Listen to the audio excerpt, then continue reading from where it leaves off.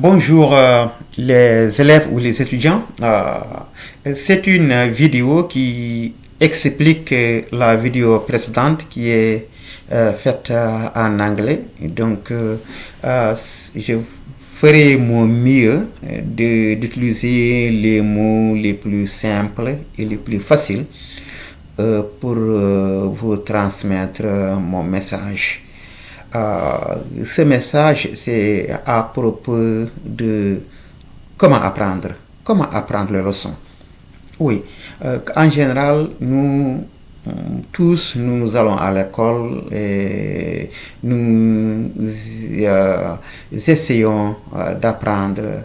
Mais si la personne n'a jamais été à l'école, parfois apprendre des leçons, surtout quand on est entre le travail et la famille, n'est-ce pas, et les voisins, etc., c'est pas du tout facile.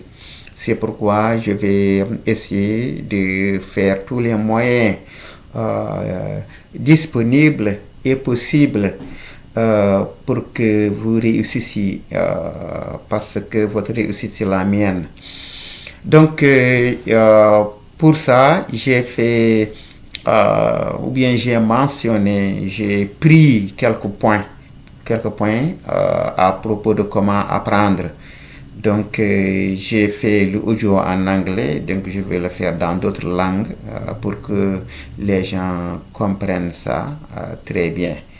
Donc, le premier point ici, comme je l'ai dit dans les vidéos, c'est le mental state, donc l'état mental, donc la personne, comment elle est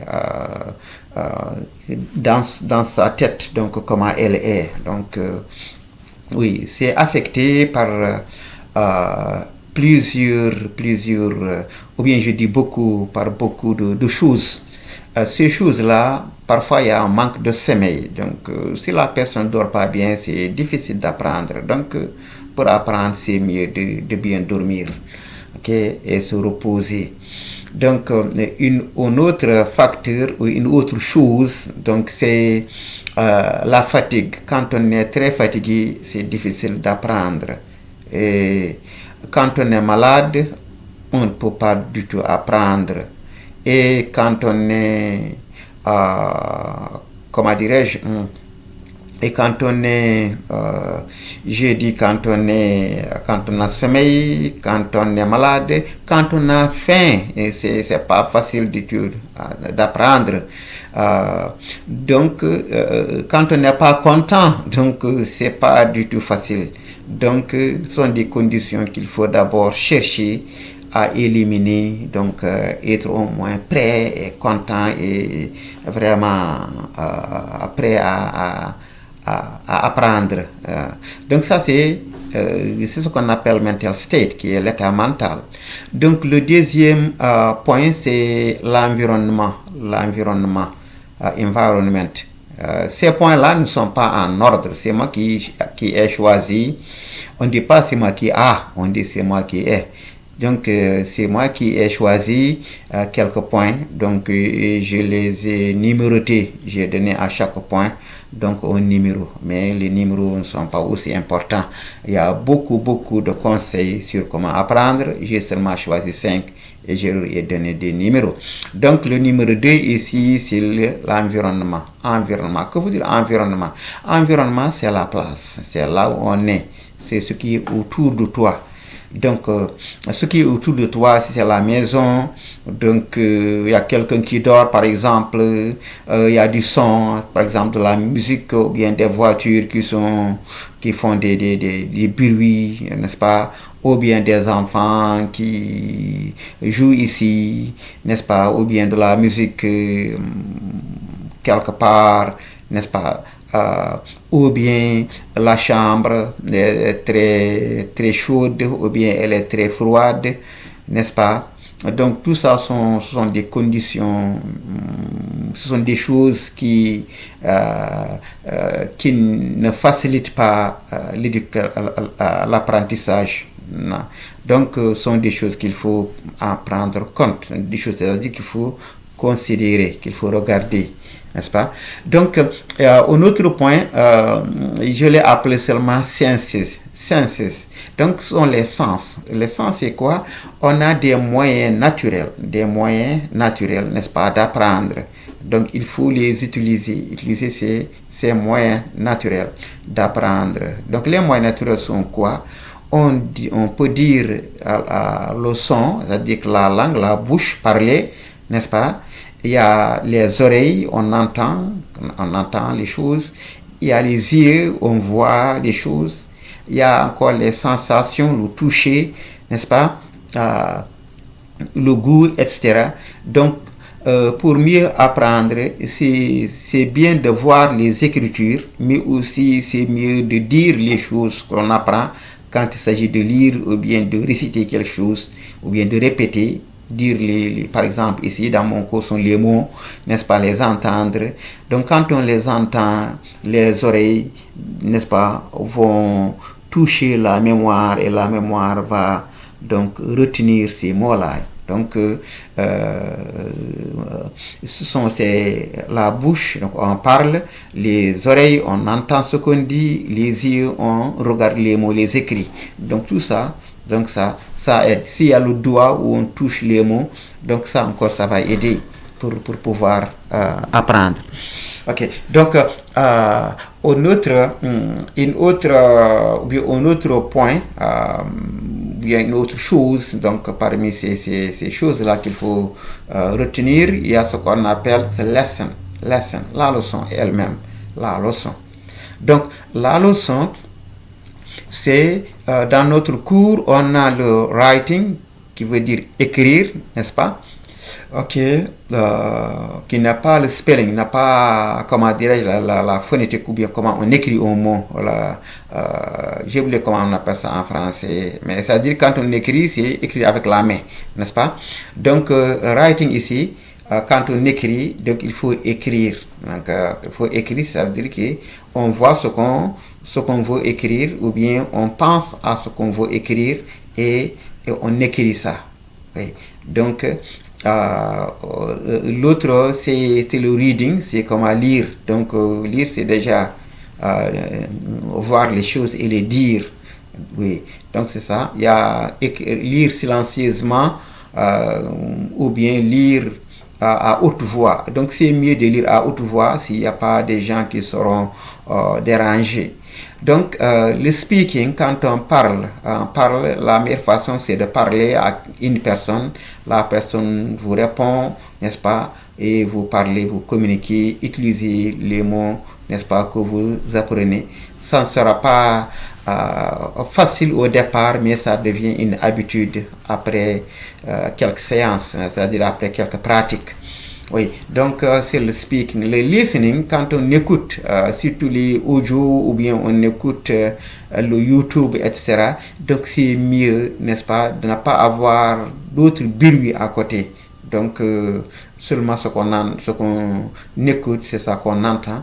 Et que si on avait d'autres choses à faire, par exemple, on devait appeler quelqu'un, par exemple, ou bien on a une marmite sur le feu, donc on pense à tout ça, ou bien donc on a une visite qui va venir bientôt, donc on peut ne pas avoir l'attention sur ce qu'on écoute, donc ça dérange l'écoute. Donc pour écouter, il faut vraiment être concentré, ce qui veut dire que votre tête soit dans ce que vous écoutez.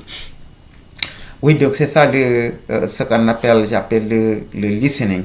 Donc le cinquième point et le dernier, c'est le time and or number of repetitions. Time or number of repetitions. C'est-à-dire ici, on est tellement occupé que on ne peut pas, c'est difficile d'avoir du temps pour quelque chose et qu'en général ça arrive parce que la personne est désorganisée. C'est pas parce qu'elle n'a pas le temps, mais parce qu'elle est désorganisée. Elle passe plus de temps dans des choses qui sont moins importantes, n'est-ce pas? Et que finalement les choses qui sont importantes ne seront pas faites. Donc ça arrive pour la plupart du temps, même aux professeurs. Oui. Donc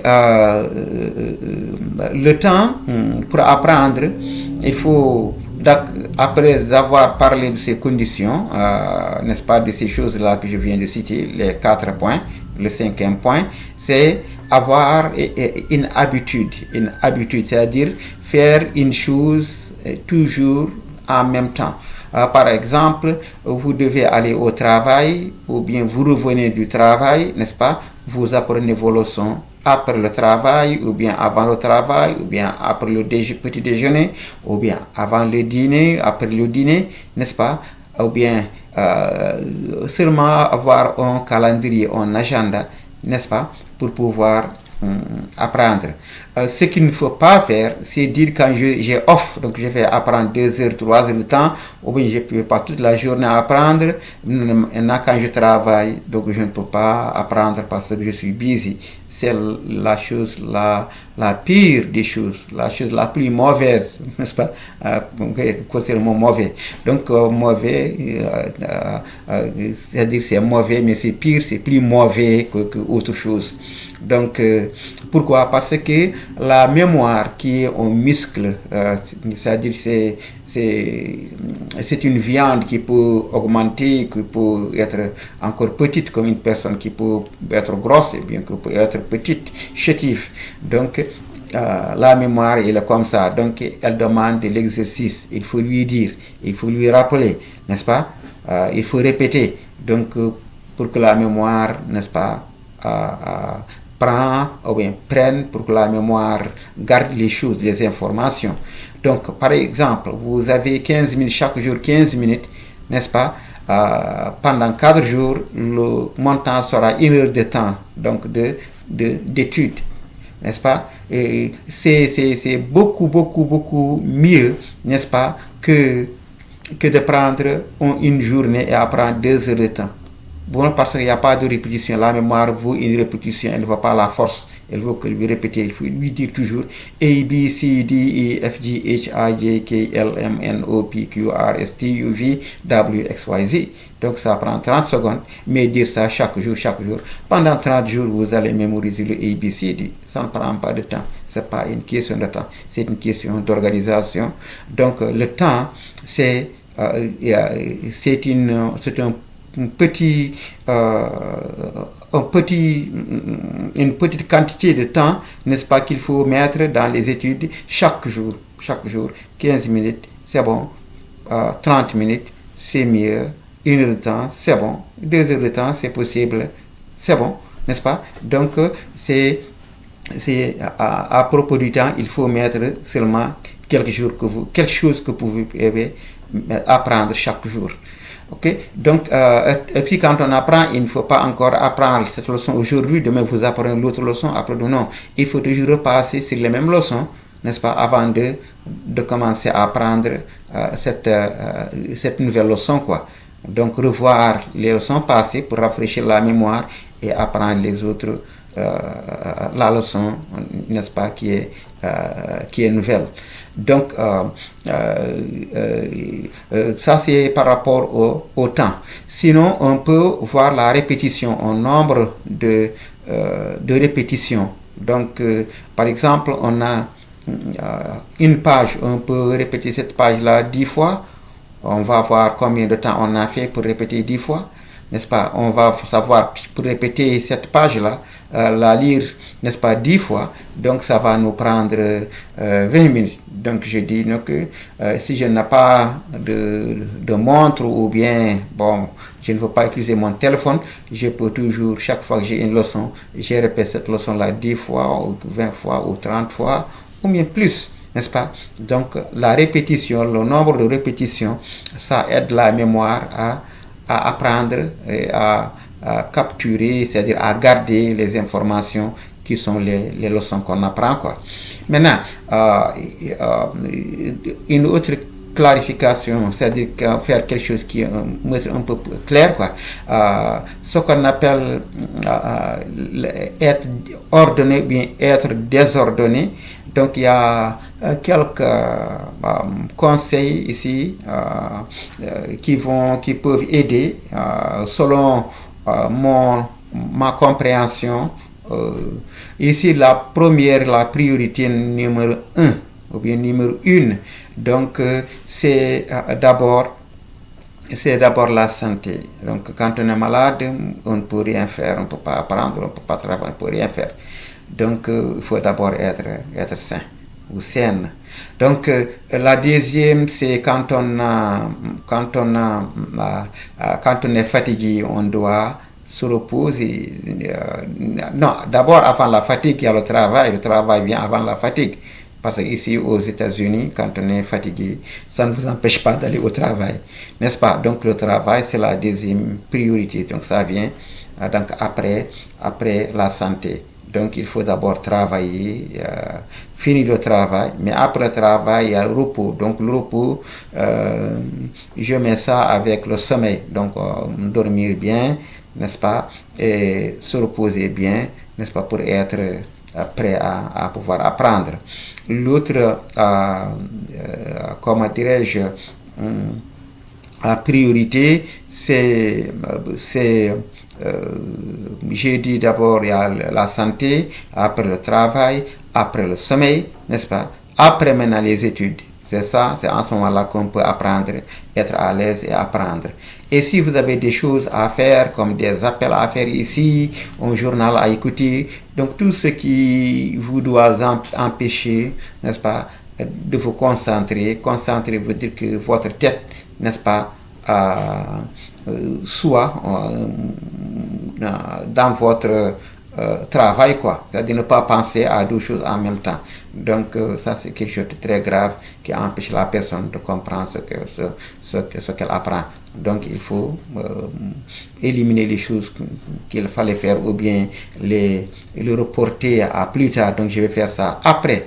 Donc quand on veut apprendre, on puisse apprendre. Oui, donc c'est ce que j'avais aujourd'hui pour expliquer. C'est pas une interprétation, bien une, comment dirais-je là, une traduction du texte anglais. C'est pas une traduction du texte anglais parce que je n'ai pas le texte anglais avec moi. Donc ce sont seulement les idées, n'est-ce pas, que j'ai mis là-bas en anglais pour que vous appreniez l'anglais en même temps, mais aussi en même temps que ces conseils-là vont vous aider à pouvoir mieux apprendre dès le départ. Mais ce n'est pas une traduction. Traduction veut dire que ça dit anglais, ça dit ça, donc je dis ça en français. Non, c'est seulement l'idée. N'est-ce pas? Les conseils, les 5 points sont les mêmes, mais l'explication peut être un peu différente. Donc, la prochaine fois, donc, on va encore continuer avec ça, qui est différent des leçons elles-mêmes. Donc, merci beaucoup et à plus tard.